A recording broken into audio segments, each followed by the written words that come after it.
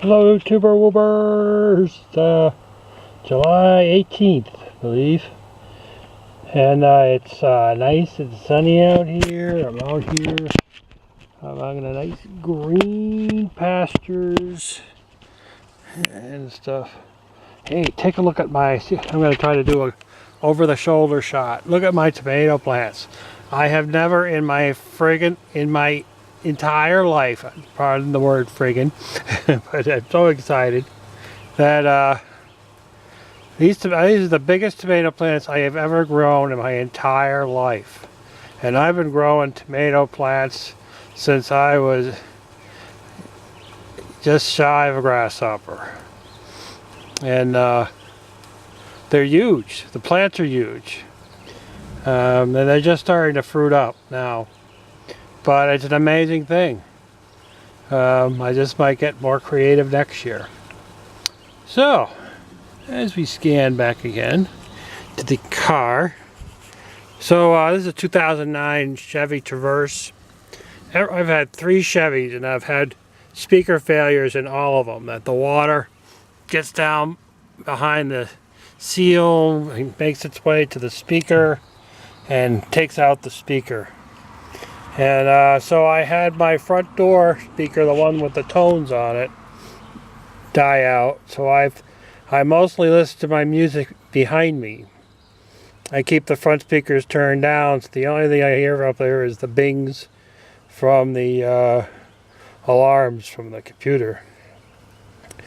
So I had that speaker cutting in and out, so I thought, oh well, it's past the point of having the dealer fix it.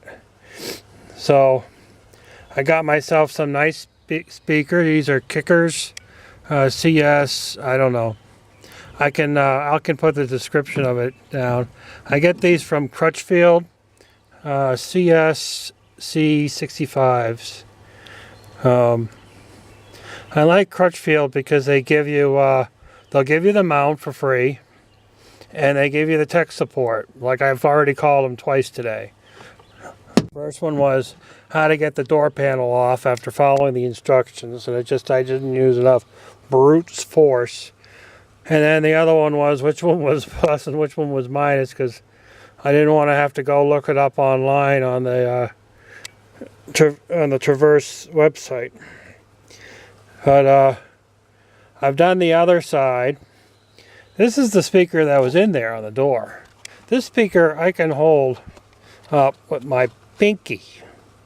My pinky. I can't hold that one with my pinky. I can't believe how light this thing is. If it's an ounce, it's too heavy. They didn't have harnesses for it, which was kind of disappointing. I wish they had harnesses. But anywho, I've already done the other side. I took out the speaker. I put the new speaker in, and this is going to actually go down here. And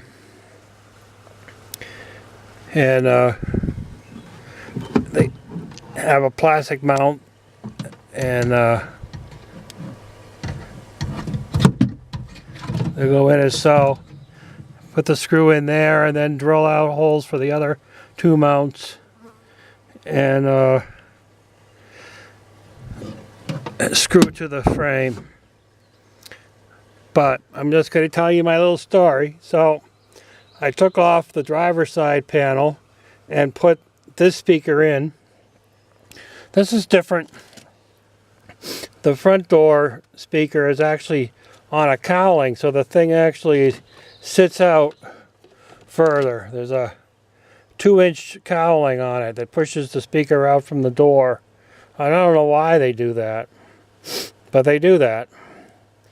And I really don't know why they do that. So I put the other speaker in over there. It's not the same depth, but it's still a speaker, and it plugs into their jack. And then I was listening to the bing bing bings, and I noticed the bing bing bings still cut in and out. So I must have an intermittent bad channel coming off the radio, which is such a bummer. I don't even want to hear it's that, but I don't know what I'll do with that. Changing out a radio, not if it's the same one, is not exactly a easy peasy thing to do. Well, it's easy peasy, but it's not cheapy cheapy. Even putting in a new radio that has the features that I have with that radio is not a cheapy cheapy. So I don't know what I'm going to do with that part. But anyway, I just thought I'd share. These are pretty nice speakers. I had actually put a smaller one of these in the third row seating position, and it actually gives you better sound in the back. This actually has room in the door panel for another speaker if I wanted to be so creative, but I don't want to be so creative. Ta-ta.